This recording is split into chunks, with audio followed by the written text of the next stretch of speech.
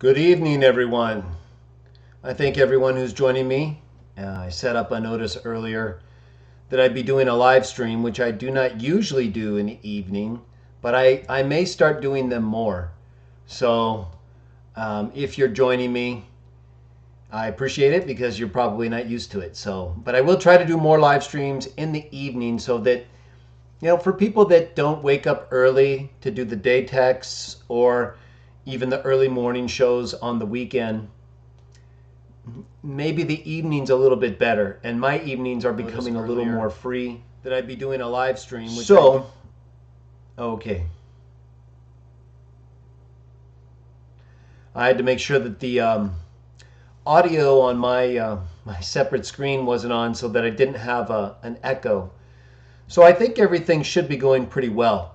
And once more, I thank you for joining me. Or if you're joining us late and just watching the video, what we're going to do is talk about something that's been coming up more and more. And it has to do with, how we should treat each other or other people.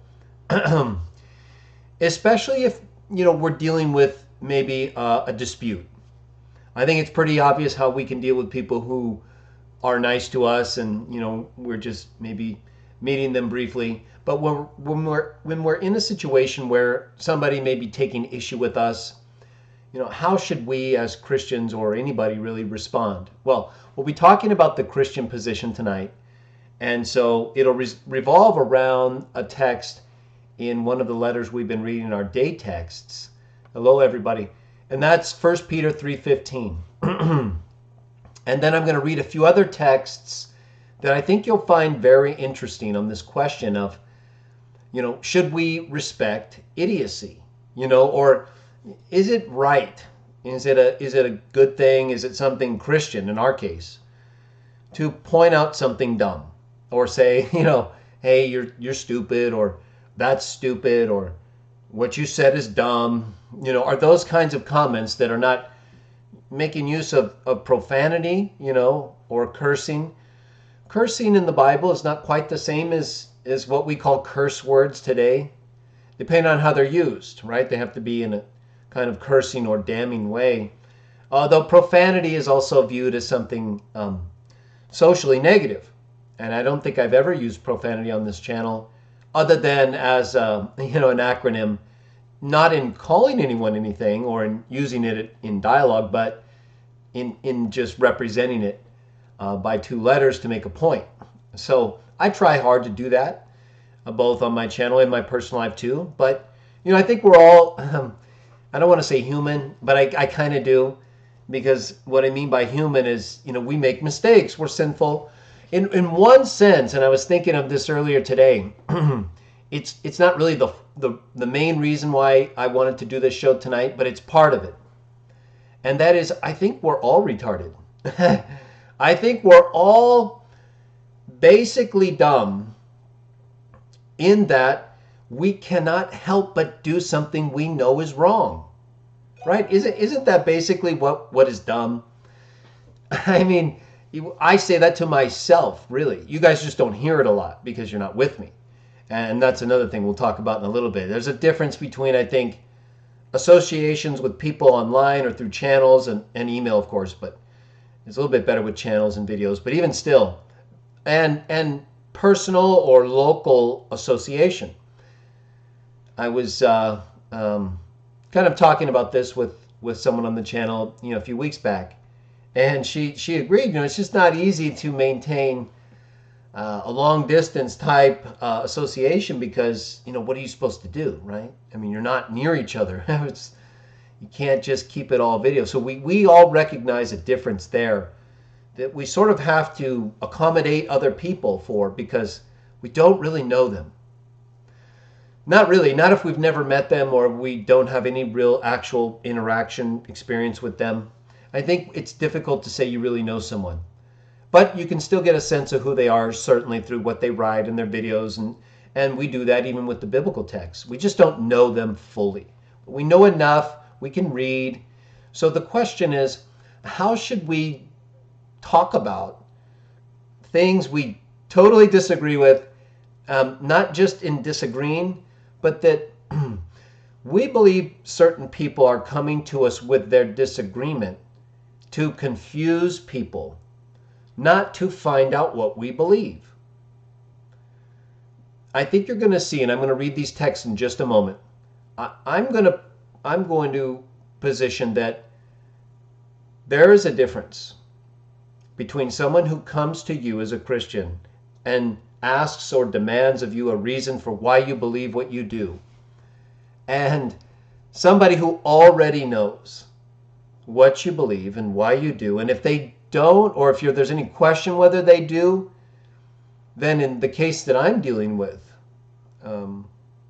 they commented on a video that explained everything. And so there's no question about it. And that's what I was responding to. And then so I think you'll see that it'll fit into one category or the other, but it's also at the same time a little bit more open to each individual. And then you'll see what I mean when I get to Proverbs on that. Either way, let's start with 1 Peter chapter 3. The discussion is, should we respect idiocy? Now I'm going to read a few texts. I put them, the text, not the whole text because it would have been too long in the description. The ones we're going to read in the description. And then, we'll talk a little bit. I think the text will make the point, but I'll certainly entertain any questions. My goal is to make sure people don't misunderstand me. I've made a few videos recently about, stupidity or things that I consider dumb based on certain experiences. And I realize those terms, dumb, retard, stupid, they're not always pleasantly received because I think either people have an experience with them or they just want to avoid that kind of exchange in a way they see it as very negative when others don't. And well, let's take a look at the text because I think you'll see kind of both. But in the circumstances in which I was recently, I think it's very clear that, well, it's one thing or another, as I mentioned in the day text earlier.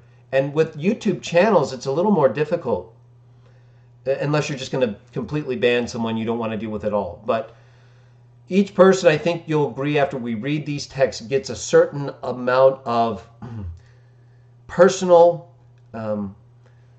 responsibility to decide whether or not to engage and to what extent, and then the repercussions or consequences follow. And so let's see why. So 1 Peter chapter 3, I'm going to read a little context. And so I'm going to read verses 8 through 17.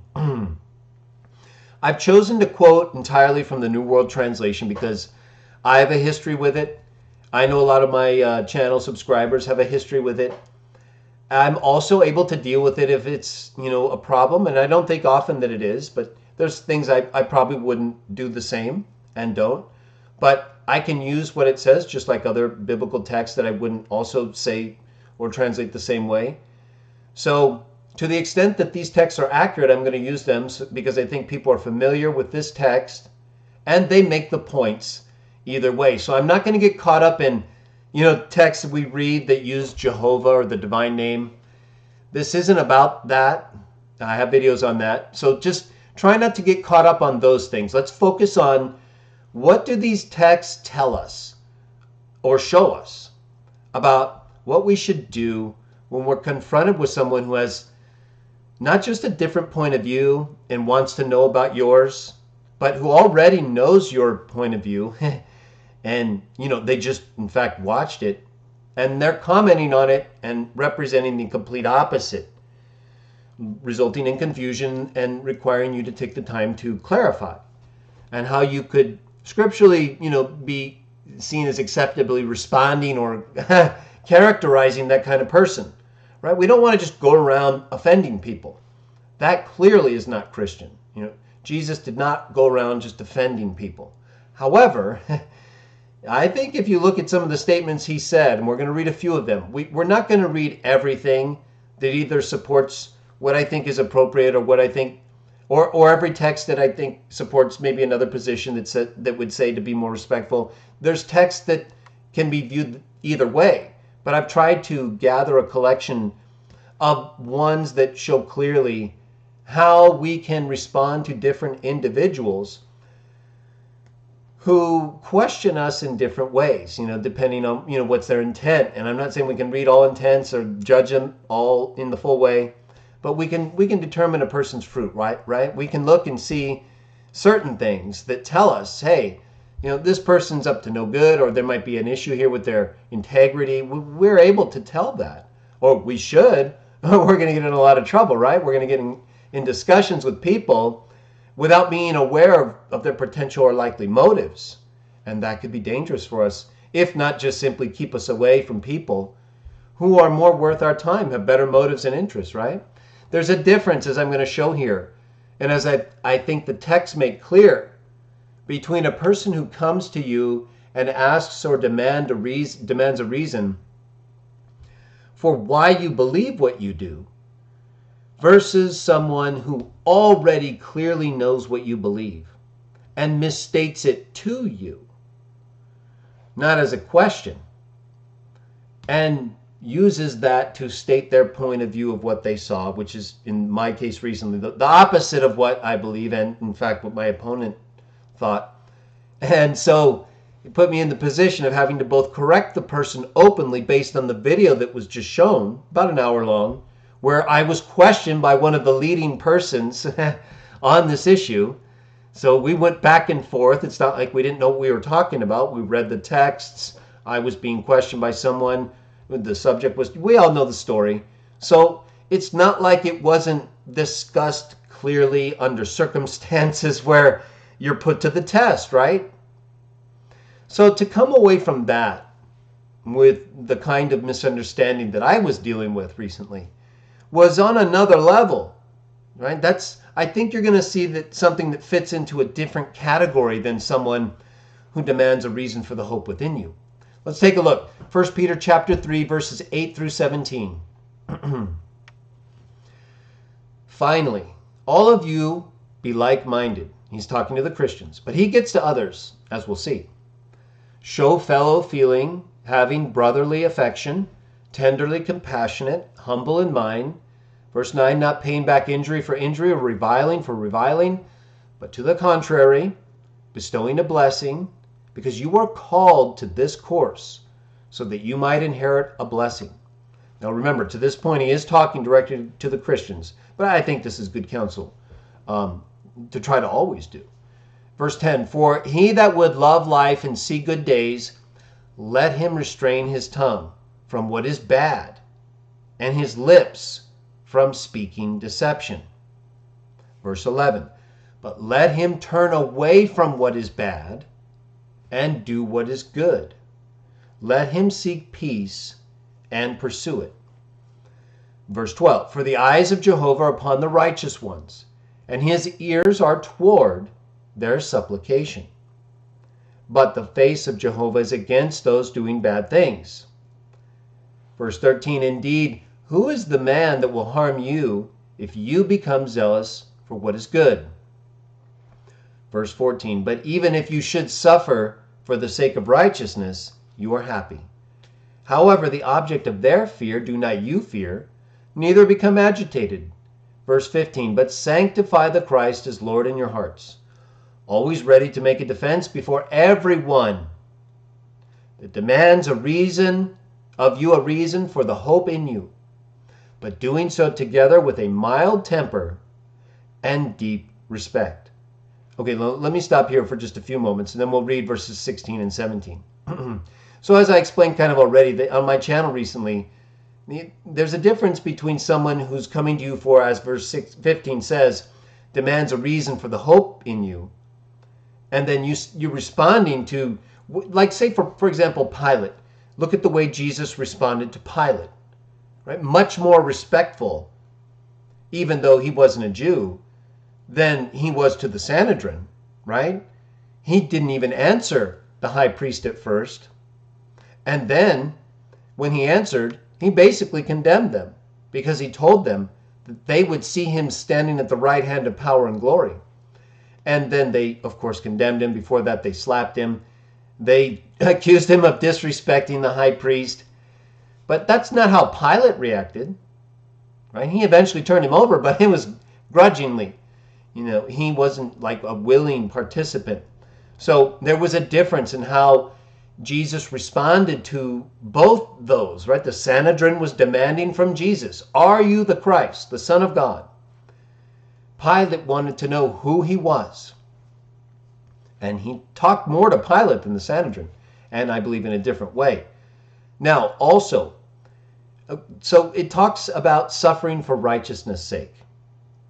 And it talks about how, I think it gets going here. Well, it goes on to talk about that further in verse 17. Let's read 16 and 17. Okay, so there's a difference in my view, clearly, just like with the Sanhedrin and Pilate, between people who know what they're doing, right? They have the law, and someone like Pilate who really doesn't know what's going on. Lots happening. It's unusual for him. He still has to do his job. He's a part of it. But we all can see a difference in how Pilate's questioning us and the Sanhedrin was questioning Jesus. And so let's go ahead and take a look and read. And so with my comments, it's not the law. The analogy here isn't the Sanhedrin knew the law. And so, they're worse off because their questioning of Jesus meant they knew what they were doing and shouldn't have done it. Whereas with Pilate, he didn't know what he was doing, right? It's just like with the Romans who were putting Jesus to death. What did Jesus say? He asked JUDE to forgive the Romans who were putting him to death, right? Because he said they don't know what they're doing. But he didn't ask for the Jews to be forgiven, the ones who brought him to the Romans who pierced him, right? The Jews didn't actually pierce him. My point is, there's a difference between people who know what they're doing and don't. Now, you might think, well, how does this apply, again, to the recent example? Well, in the case of my comments, the situation I'm dealing with, I was responding to someone whom I didn't know. I didn't know who this person uses. They don't use their name. They don't use their picture. Whereas with me, you get both, right? I don't hide behind anything at all. And I'm not saying there's anything completely wrong with covering yourself. But my point is, Jesus asked for the Romans to be forgiven because they didn't know who he was. They didn't know. So I don't know who I'm dealing. I'm dealing with commenters. I have to deal with the situation I'm in based on the channel I have and the beliefs I have. Same with the Romans. So I'm not saying I'm a Roman. You see the analogy I'm making? Jesus saw a distinction between the Romans who didn't know who he was and the Jews who did or should have known. And you see that difference also in the treatment between him and Pilate and the Sanhedrin. So when you're dealing with people you don't know really who they are, Pilate didn't really know who Jesus was. He had things going on in his mind, but he was blown away. He was confused. So I'm dealing with people, I can only go based on what they put down and how they respond to what I know they know, right? I know they know what they just saw in the video, right? I mean, because the comments are in English, they make sense as structural, components, as language. You can read it, but it doesn't connect with the video. It's like with the Pharisees. They knew who Jesus was. They saw the text. We know that from the Dead Sea Scrolls. But they didn't make the connection. And so the respect that he showed to them was different. And I think you're going to see that in the rest of the text we read after this. Let's read verses 16 and 17 though. Hold a good conscience so that in particular in which you are spoken against, they may get ashamed, who are speaking slightingly of your good conduct in connection with Christ. For it is better to suffer because you are doing good, if the will of God wishes it, than because you are doing evil. Okay, now a couple things here. First of all, he is talking about people, you're supposed to endure the things they say against your conduct. And then in verse 17, he talks about suffering for doing good. Now, this goes back to what I mentioned in today's day text. Who's really suffering for doing good? A person who hosts a channel to talk about God and who puts up an hour-long video of them debating with someone who holds the opposite view so that you understand both my view, the other person's view, and the view associated with mine, the Watchtower's view in this case. Or the person who puts that up so everyone understands and sees what's going on.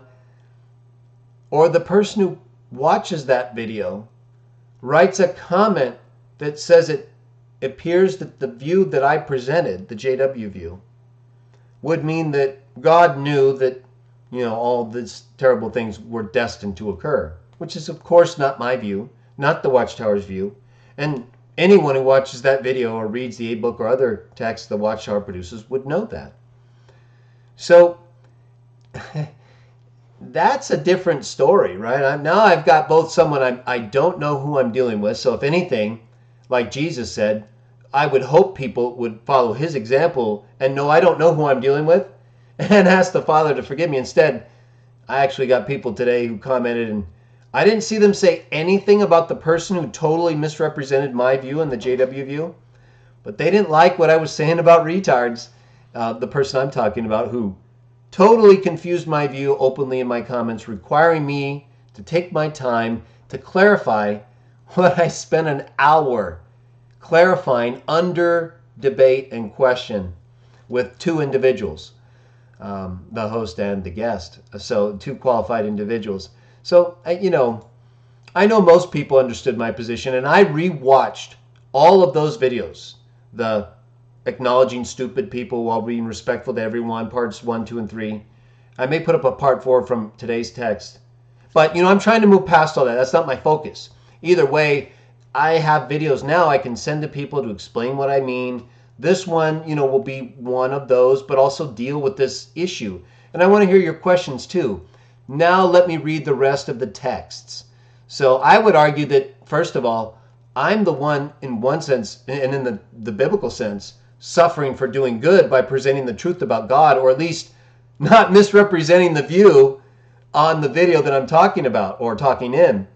I think I've represented all the views well, and even Maury and Gene Cook acknowledged that, and I appreciated their participation and input. My point is, there's no real explanation for what happened in the way that would allow it to be viewed as anything but someone who I don't know that's deliberately trying to distort my view. It's what happened, right? So without knowing them, I'm not like the Jews who knew Jesus and rejected him. I don't know who that is.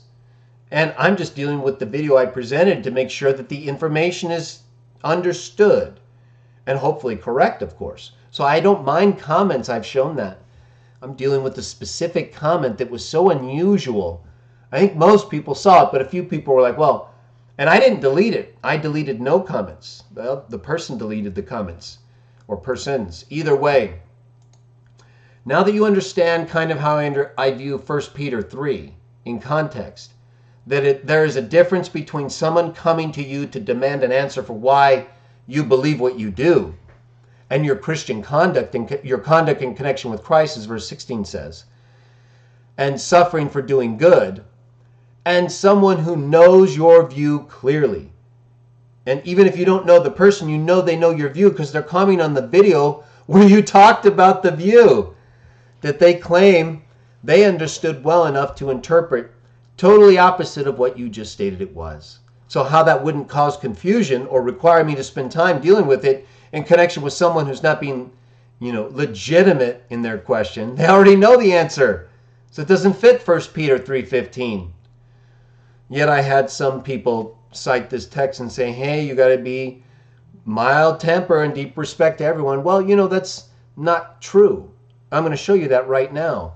It's not true in the sense that you're interpreting the text to only apply or to apply to every single type of person. It says specifically it applies to everyone that demands a reason. So if they already have a reason, that's not who this text is talking about, right? A normal person, they may have a question about a reason if they know a reason, but if they already know your reasons, they're not going to be demanding a reason. They know your reason. So the text is talking about those who do not know.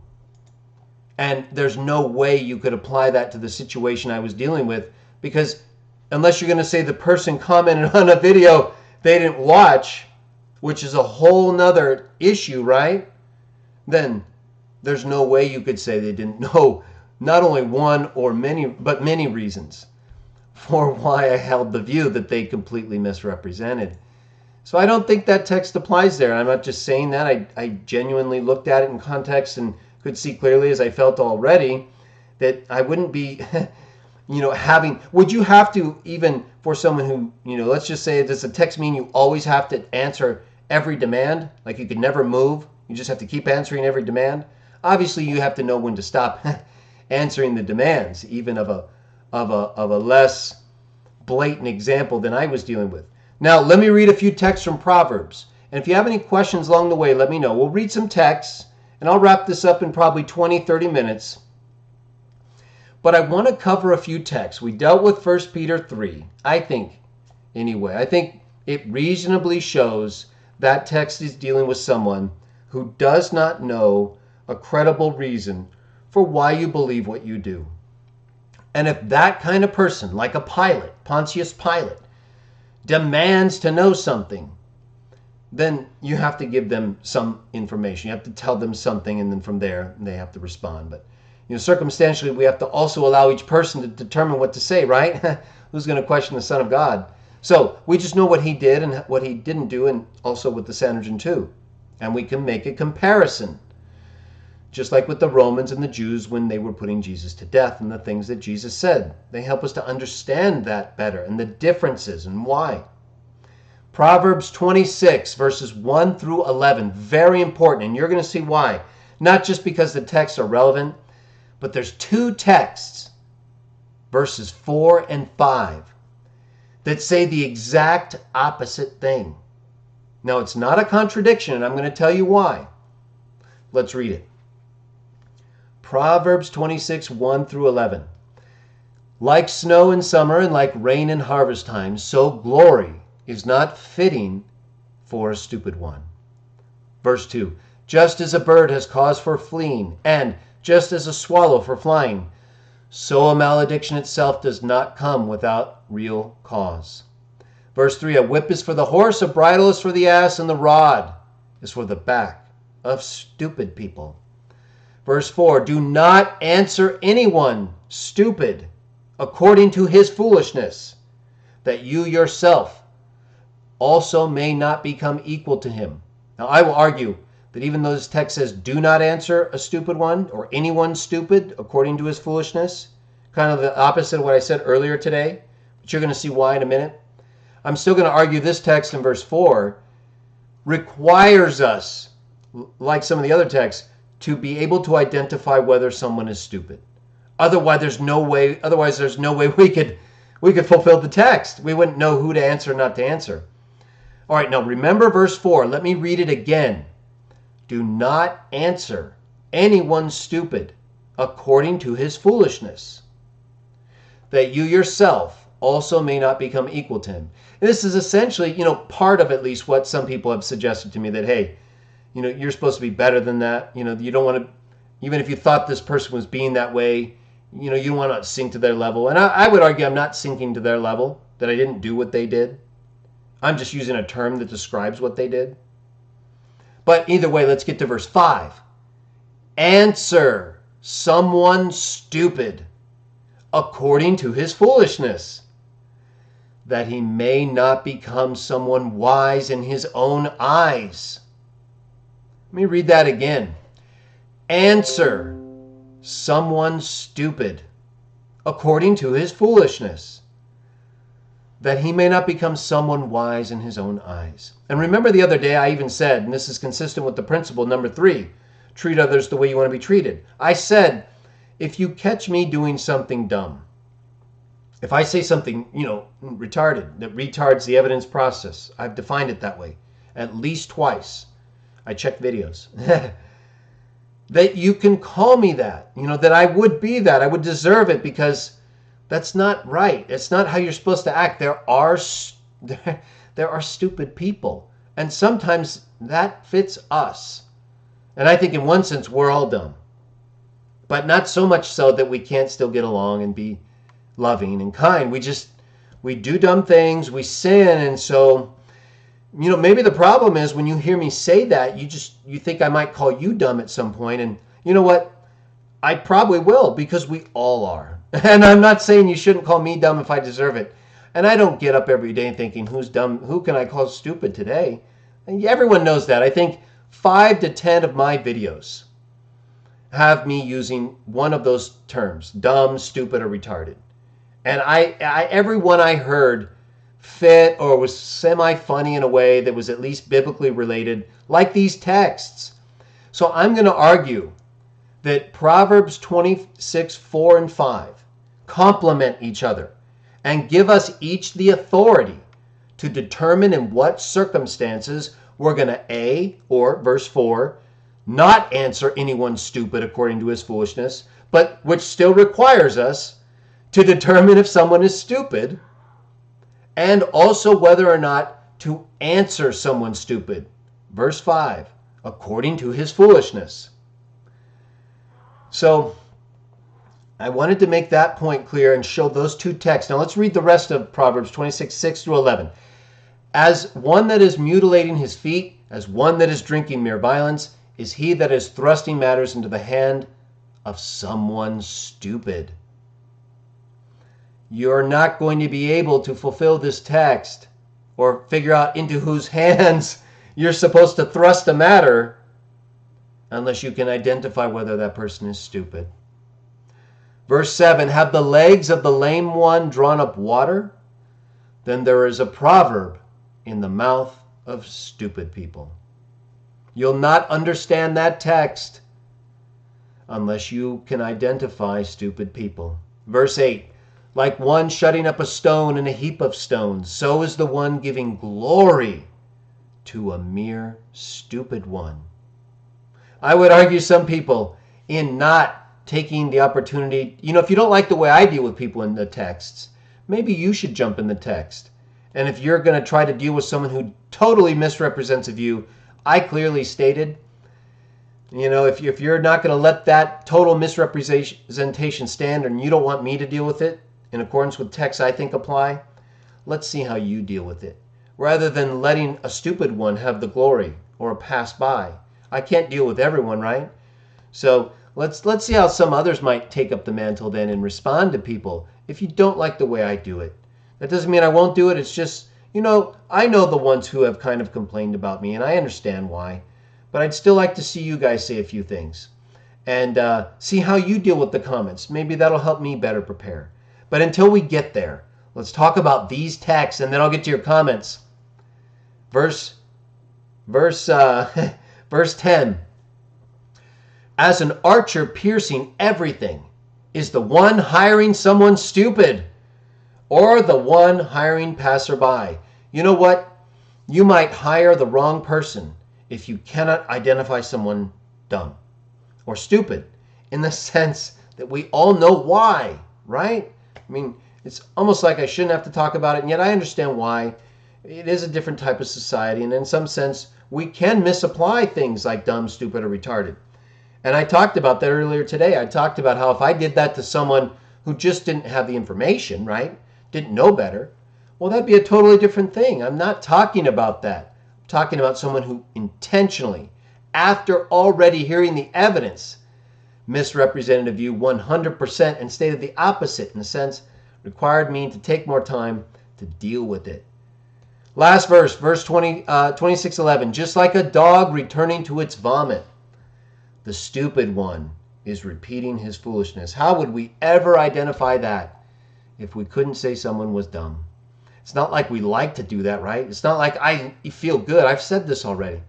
I thought I explained it well in my videos already, but I wanted to talk about it more because I didn't talk about every text. And some texts deserve more attention when you're going to discuss this kind of subject. So that's why I wanted to do it. Let's go to Matthew 3:7.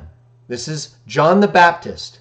It says, when he caught sight of many of the Pharisees and Sadducees coming to the baptism, he said to them, John, you offspring of vipers, who has intimated to you to flee the coming wrath? I mean, that's just upon catching sight of them, right? He didn't give them a chance. He already knew who they were and what they were doing and what they had done. All right, let's move past that. Matthew 12:38 through 39. Remember, as I said in today's day text, who is our writing sample? Jesus. I believe that was today's text. Today's or yesterday's. We're getting close to tomorrow's text. So we're going to start looking directly at our writing sample now. You ready? Okay. And then we'll look at a few from the earliest ones who did the same thing. Matthew 12:28. Then as an answer to him, some of the scribes and Pharisees said, Teacher, we want to see a sign from you. In reply, he said to them, A wicked and adulterous generation keeps seeking a sign. Wicked and adulterous. Whole generation of people. Matthew 15:13. In reply, he said, this is Jesus, every plant that my heavenly Father did not plant will be uprooted. Verse 14. Let them be. He's talking to his disciples about the scribes and Pharisees. Blind guides is what they are. If then a blind man guides a blind man, both will fall into a pit. Right? If we can't tell someone who's blind, he's not talking about literal blindness, right? We know that. He's talking about them not being able to see what they already know. He's talking about the scribes and Pharisees, the same people at the Sanhedrin, the same people who were there when he was put to death versus the Romans. Even though they actually killed him, he asked for them to be forgiven. You see what I'm saying? He's talking to them as if they're spiritually dumb, stupid, or retarded, blind. Maybe I'll just say blind, right? I mean, you think someone's going to be happy if I call them a blind guide versus dumb? They sound about the same. I mean, maybe dumb comes out harder because it's a D phonetically, but either way, verse 15, by way of response, Peter said to him, this is very important, Matthew 15:15. By way of response, Peter said to him, he's just asking him a question or telling him to do something. Make the illustration plain to us. Verse 16, at this he, Jesus, said, Are you also yet without understanding? What's the difference between telling someone, you also don't know what I'm talking about? Are you stupid too? I mean, yes, stupid sounds a little harder, but there's really no difference. Stupid means you don't have the understanding. In fact, I'd say that's actually more close to real dumb, saying someone doesn't have understanding than what I'm talking about. As I've said many times, I'm talking about someone who's like the Pharisees. They know what they're doing. Jesus is actually calling Peter just, ignorant here. Or suggesting, you didn't hear me, right? It's kind of like my video, only, maybe this is a little different for them. I had an hour long and the guy could have reheard it. It's not like he had to come to me, right? He could have listened or watched it again. So Peter's asking him to basically to explain what he just heard. And Jesus says, you don't understand either? So it's not like this is a big, unusual reaction where you can respond to someone who just heard what you said as if it's strange, right? The Son of God here is doing the exact same thing. And he was without the desire to humiliate Peter or make him feel less than he was. So it does not mean that just because you look at someone and say, you don't get it either? You don't understand either? You're stupid too? Unless they mean the same thing, whether they sound hard or not. My point is, are you also without understanding too? And that's the point. He's basically telling him he didn't get it. I'm telling people who are retarded, they do get it. Okay? And that they're doing something they know better. Like the flat earthers, in most cases. Not just the occasional, but the committed. Or the Pharisees, they knew. Versus the Romans, who didn't know. They knew he was breaking, they knew some things, but they didn't know, right? The way I'm talking about. When I'm referring to people the way I describe them. I've said this before. But yet instead of praising John and talking about more evidence with Jesus, I'm not saying this isn't a bad thing. In fact, it's good. I just need to keep thinking of it in the right way. And that is in relation to the third thing, because we want to treat others the right way. So I need to be able to show at least that what I choose or believe is the right way at times. Right? It's not like I do this all the time or call someone a retard or dumb. They usually deserve it. And if they don't, I think I would apologize if the person tried to explain it and showed that. So either way, let's look at Matthew 23:16. I think 15:16 though, 15, 15, and 15:16. Keep that in mind. We're still in Jesus though. We're not going to read every text. Let's read a few more. Probably another 15 minutes. And then I'll get to some of your questions or comments. I thank you for joining me. I know it's not easy, Right? We'll keep it probably within an hour or so. And either way, we're getting close to the end of these texts. So Matthew 23:16, I'll call out the verses as I read them. Verse 16, this is Jesus, right? He's our writing sample. He's the Son of God. He's better than us, but he's our writing sample. Okay? We read that in today's or yesterday's text, 1 Peter 2:21. Matthew 23:16, woe to you, blind guides. Verse 17, fools and blind ones. Fools and blind ones. Okay? That's all pretty much exactly what I say. Dumb and retarded, stupid. There's two here, blind and fools. I think, they get 23:19, blind ones. 23:24, blind guides. 23:25, hypocrites. 23:26, blind Pharisee. 23:27, hypocrites who resemble whitewashed graves, which outwardly indeed appear beautiful, but inside are full of dead men's bones and of every sort of uncleanness. He's talking to the scribes and Pharisees, the grammarians, the scholars, the ones who were supposedly representing JUDE. They knew better, is my point. It's not like they were ignorant. It's not like they didn't know a reason and they were demanding it of him, right? They knew the reasons. They knew the text and they could see what he was doing.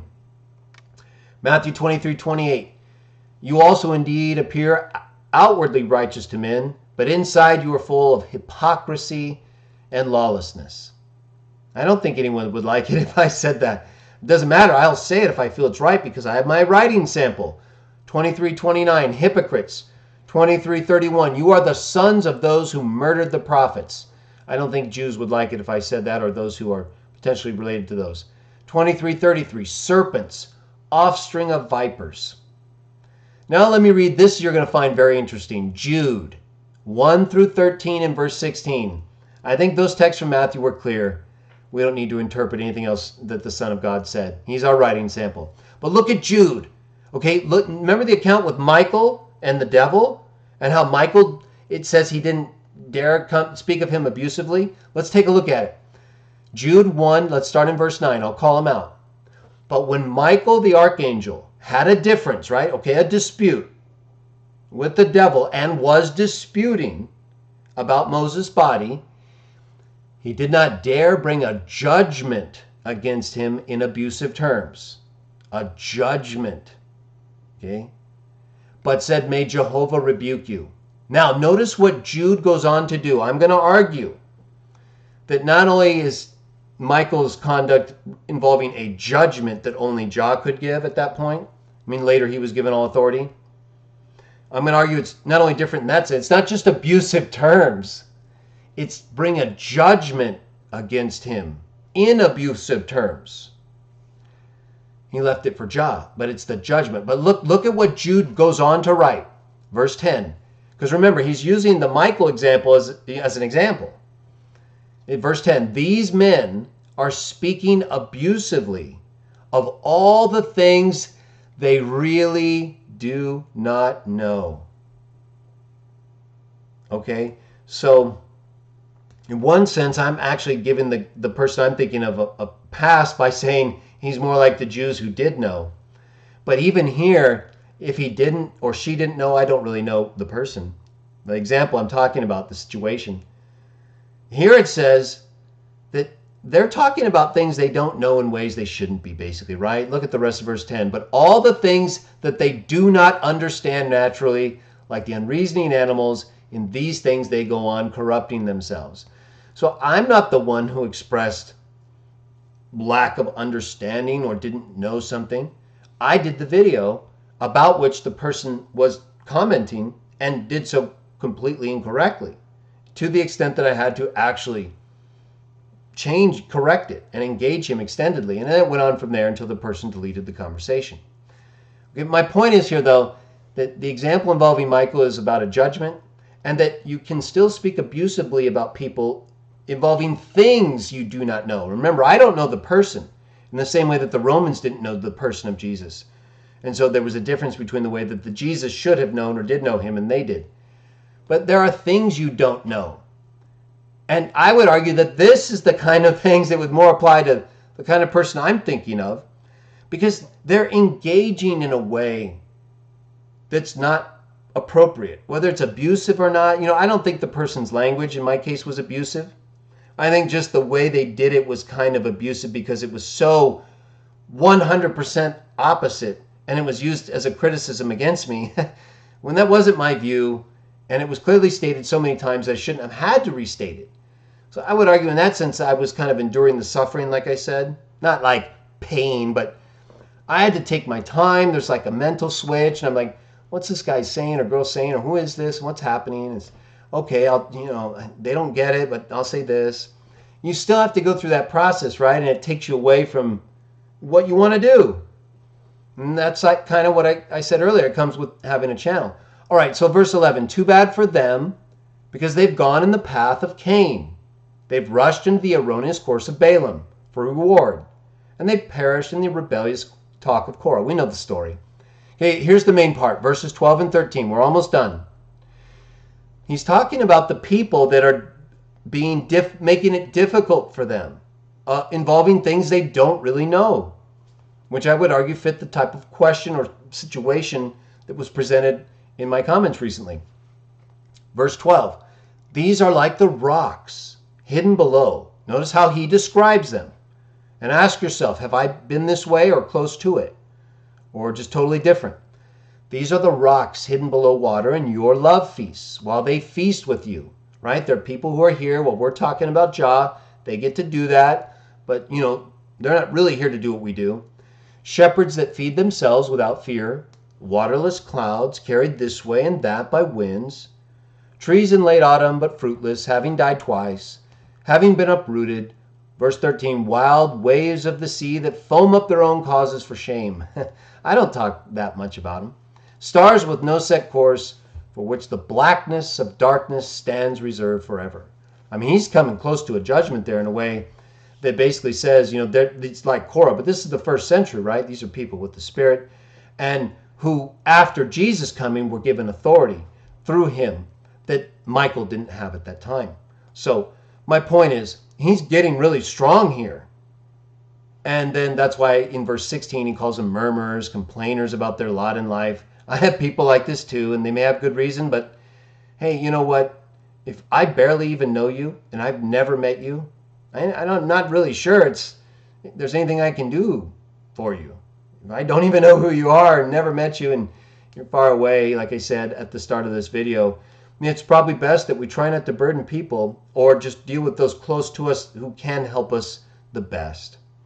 So last text. Are you ready? And then I'll look at the comments or anything you want to talk about. But I wanted to go through these texts to better explain. It was a long day. I had a great day. I'll be back for the day text tomorrow. Things are going very well. But I wanted to have this discussion. And I'm going to do more evening videos. This was a little bit of a test. I'm going to be getting a new computer soon, and I'll be using different areas. And I'm going to be doing the evening videos. Think of ideas if you have any. I'm open to them. Just trying to do the most I can for the channel. But I want to have the right tone. I want to make sure, I'm not here to please everyone, right? Just like Paul says in Galatians 1. If you haven't read that, you should read Galatians 1, okay? We're not here to be men pleasers or women pleasers, unless it's to the extent that we're here to help each other fulfill our obligations to God and to the Christ. But other than that, we shouldn't be making things more difficult. We should try to make things easier. Either way, last text, Revelation 22, verse 15. Outside are the dogs, and those who practice spiritism, and the fornicators, and the murderers, and the idolaters, and everyone liking and carrying on a lie. Now, ask yourself, if someone is shown for about an hour, give or take, the content that basically answers the very question they're presenting or stating, and you are presenting that hour-long video under test by someone who knows what they're talking about to the extent that the issues are relevant and believed by that person. I'm talking about Dr. Mori. At what point is it not a lie for someone to totally misstate what they just watched and heard? It's hard to say a little bit. It's really up to that person. I get it. But here they are called dogs. And, we're not dogs. We're humans. And I don't use that term for that reason. But look, I think we need to give ourselves more latitude, still be open and honest, right? I'm trying to be myself on these channels. I'm not trying to be pretentious because I don't think that would be helpful. We all are who we are. That doesn't give us a free pass to just be mean. And I don't do that. I don't think I do. I don't think it's mean to call out someone if they're stupid, dumb, or retarded in the ways that I've defined and consistently shown is the way the Bible describes. And that people in the Bible, from the Son of God to others, including Jude or Peter in Proverbs, Peter in the sense that he's talking about those who are demanding a reason, right? And we'll talk more about his text as we go through our day text, but he also talks about suffering for doing good. I think I was doing that and have been doing that. I don't make a big deal about it. But look, if you're being misrepresented and someone is basically lying about you, whether they're lying, like knowingly, or they're just, as I would say, well, let's say they're not smart enough to get the information from what they just watched or heard for an hour. Okay, I'll put it that way for right now. Then, then I think you are kind of enduring that person's inability to get it right when you gave it right, and it's right there. And so, I take to heart everything people say. We're going to make this a good channel if it's not already, and we're going to keep bringing around us the right people. But there's not always going to be the right people, or there may be times where I or others don't always act the right way. How quickly are you going to abandon people? Ask yourself that question. Because really, the only thing that's not forgivable is blaspheming the Holy Spirit. So to what extent are we going to set a new bar for banning people? Not banning people from a channel, but banning people from association or Christian contact. I set that bar pretty high. Pretty much blaspheming the Holy Spirit. The channel, it depends. How much time do I have to take away from other things to clarify what I just said? And if I have to do that a lot or even a little, right? It's not a pleasant experience, especially when you thought, hey, this is a good debate. This will explain things. We can talk about it more. But to state the total opposite and then act as if that's what the view I defended and presented leads to is, that's not normal. As I said before, it suggested to me I was dealing more with the type of person who knew what they were doing but did it anyway. And so it was more like the Jews who gave Jesus to the Romans and the Romans who pierced him, even though what they did was killing him. So it's, excuse me, not like they weren't doing something bad, right? So look, what I was saying was, what are you going to do? Are you going to ask for JUDE to forgive a person, or are you going to make it seem like, we're the Jews who are knowingly doing the wrong thing? When in fact, if anything, we might be more like the Romans who, while we didn't do the right thing, we didn't really know who we were dealing with. So maybe we should be given more passes when the texts show us that's exactly how the Son of God acted. And then save our time for the things that are really of concern while we're all still kind of just growing, right? None of us are really that old. Most of us are not past 50 or not past 60 or not past 70. It's not like we've learned everything, right? We're trying. We're doing the best we can. That's what I'm going to keep doing. I thought these texts would help explain better. I will be more mindful. I talked before about how I thought about creating a new word out of, 2 of my 3 favorite negative words. So I have 3 words I use a lot, or when I talk about these things. Let me just say them for, in case you're not totally familiar. Sometimes I'll say dumb, stupid, retarded. But not that I know of, do that to someone just for no reason. There have just been some reasons or examples that I've given that are related to situations or people that are different from the kind of text that we read like in 1 Peter, where there's someone who may be like the Romans, right? They're doing something, they're opposing us, they're stopping us. They're like Pilate, they have authority over us, they want to know what's going on, maybe arrested us, but they don't know about us or what we believe. But they're still opposing us. Well, that's different from someone who opposes us, like the Jewish religious leaders who opposed Jesus, and they knew what they were doing was wrong. And they knew that he actually was doing the right thing, even though it didn't sound right. They didn't like the way he was doing it. Well, if that was the case with him, that's going to be the case with us the more we do it.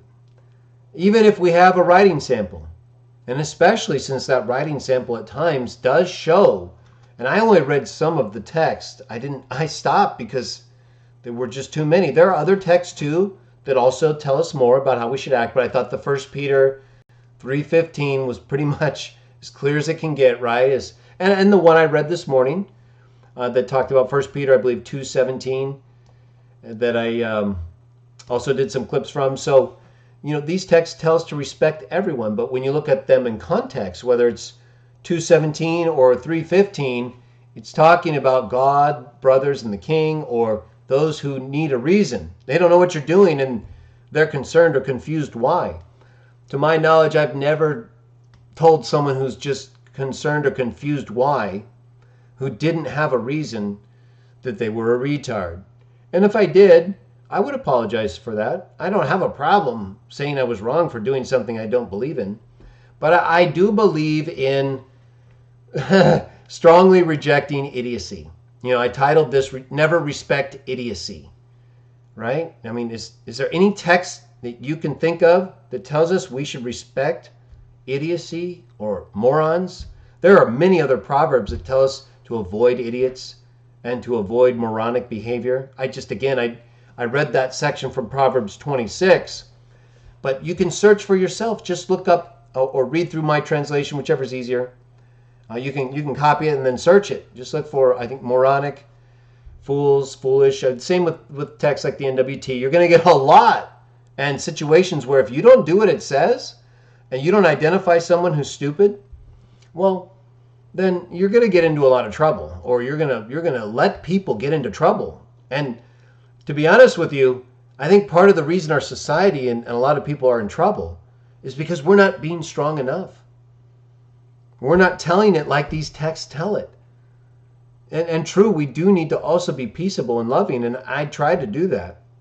But when we're dealing with things like, whether it's misrepresentation or things like I talked about before, like sodomy, misrepresenting, using your body in a way that people promote today, but that you can't talk about like a normal person, or they'll be offended, right? You say the word sodomy today, it's like you're saying a curse word.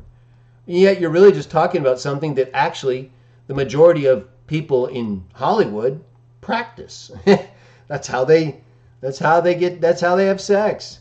But that's not normal. You can show that. It's not in any normal scientific anatomy text in terms of biological or physiological function.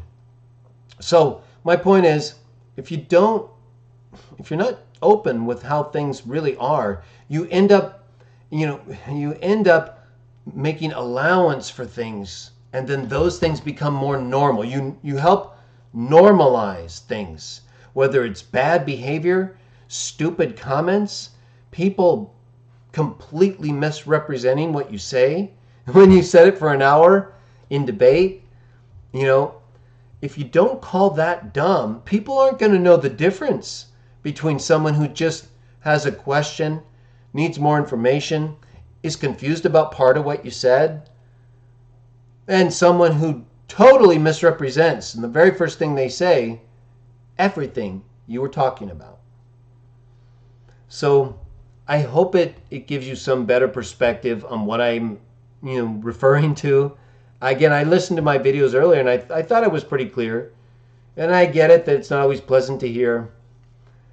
And you're right. I think Raquel, who makes good comments many times, it's good to see you, Raquel. And you know, it's so hard for me to keep in touch with people, but I'm getting better. You'll see. And these evening opportunities, this is my way of staying connected with people I don't have time for because I'm so busy with things and people who are near me and my cats, of course. But I'm doing these videos. This is my way of connecting with people I'm not near. If you're not nearby, you know, if you're not within 10, 50, even up to 50 miles, you know, if you're close by, I'd come see you, but not many people are as close by as we can be when we're doing these live streams. So, but I can't always do the live streams or videos and then, of course, have a normal life and then connect with people in addition to all that. There's limits. So I thought I'd do this video to give an extended, you know, view into my understanding of these texts, specifically 1 Peter 3:15, which some people cited to me, and I understand completely. I try to live by it. I think it's correct, of course. But I also believe it's referring specifically to people who don't have a reason, not people who already know not one but all of your reasons for a specific view that we were talking about, or the view I was talking about, the JW view. This is basically the same thing in that case. So, you know, keep this in mind, and I will consider what you guys all have to say, you guys and gals. I listen to everything, but I can only apply so much at one time, and of course, I can only reply to so much at one time, and still keep other content going. So try to understand there's limits to what I can address in the comments and otherwise. And sometimes, you know, if I see something that's a little bit unusual, you know, different than I expect based on what the commenter is commenting on, the video, or what I show, or the audio, then I may not be as, you know, as understanding. You know, the same way that Jesus wasn't as understanding to the Sanhedrin as he was to Pilate, or that he wasn't as forgiving. He didn't ask for the Jews who handed him over to the Romans to be forgiven, but he asked for the Romans who pierced him to be forgiven. There's a difference. And that's why in Proverbs 26, I'll end with this. Proverbs 26, 4 and 5. Keep these two in mind. They're right next to each other for a reason. The Bible writer wasn't retarded here. Right? So this is not an example of dumb. This is intentional. Set here for probably the very reason we're having this video. That some of us don't like it when we or other people answer someone according to their foolishness. Others do it for a reason. So the fool is not wise in his or her own eyes. So it's not for no reason. Just as not answering someone stupid according to verse 4 is not for no reason. It's so that you are not made equal to the fool. It's a good reason. It's kind of like what I said before about JUDE and Moses, and after those who were brought over the Red Sea built the golden calf and rebelled against him so easily. He had two options, legitimate ones, right? Destroy those who were so openly blaspheming him after he demonstrated his power like that multiple times, and then making a nation continuing the promise about the seed through Moses, or doing what Moses said to further the glory that is due to him, because there would be no life without JUDE. And that's why Jesus knew and said many times that he did what the Father said. And that's why he's our perfect writing sample. So I always say to follow Jesus, right? I know I'm an example, and I do realize that it's important for us to act right. And so I'm aware of how I act, and I try to do things the best way. I may not always do it right. I will try. You have my word on that. But keep these texts in mind. I hope they help you understand my mind. And hopefully we won't have too many opportunities where, I like questions. I want people to say, hey, you know what, I'm new. I didn't understand this part of what you said. Can you explain this a little more? Do you have another text? That's fine. You know, versus someone, you know, who comes in and just restates everything opposite and uses it against me to basically compliment the opponent who had the view and not me who didn't. It was weird. Either way, so, you know, I think any kind of normal situation where you just have a question, you want to know more, right? That's why I do the channel. There's no problem with questions. If I've ever given that impression, I would definitely take that back, because that's never been the case. But I am against stupidity. I think we can identify that. And I agree with Rachel that it does sound worse. You know, stupid does sound more offensive. But, you know, you could use a term that sounds less offensive to some people, and it'll be more offensive to other people. Now you're just accommodating everyone. Maybe we need to, right? We do need to be all things to everyone. But then again, you know, you could end up not being yourself that way, in a way that may take away from what you're really trying to say. So we have to keep that in mind too. And I do. But there's different ways we can handle stupid ones. I definitely believe if we don't identify fools or stupid ones, or foolishness or stupidity in ourselves, we're going to have more problems than we ever thought would come from not calling anyone dumb or stupid. But to the extent we can avoid doing that and keep the focus on Jah and Jesus and how we can treat each other better versus calling people names or things that are descriptive, maybe not names. You're not trying to be a name caller, but you look at their conduct and you think it's dumb. And so the description you use, like these texts use, this is why I do it. You know, it's not like I'm just forcing my attitude onto things. I have examples, I have texts. I'm not going to reinforce them because I think they're like the Proverbs 26:4 and 5 comparison. Each person has to decide, you know, what's a good situation to do this, what's a good situation to do that. So I'm going to leave that to you. I trust and ask that you'll do the same to me, to the extent that I'm not taking away from Jah and Jesus and the things that are being said, right? Look at it in context. Don't just look at what I say necessarily, because you have to understand why I'm saying it.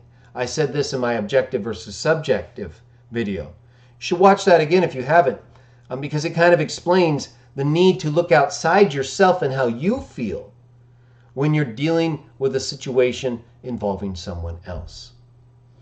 With that, I'll go ahead and close the discussion this evening. Thank you for those who joined me. I'll be back in the morning. And if you have any thoughts or questions, let me know. Put them in the comments. We'll discuss them. And as long as there's not what I could perceive as a total attempt to confuse people, I'm going to try to avoid any negative criticism. But I reserve the right to address someone according to their foolishness, as verse 5 says, Proverbs 26. And as I've said before in the other videos that I did, I don't like to do that. I like to do verse 4. But I reserve the right to do verse 5. And I give that to you as well. So with that, I'll say good night. And may Jah bless you in Jesus' name.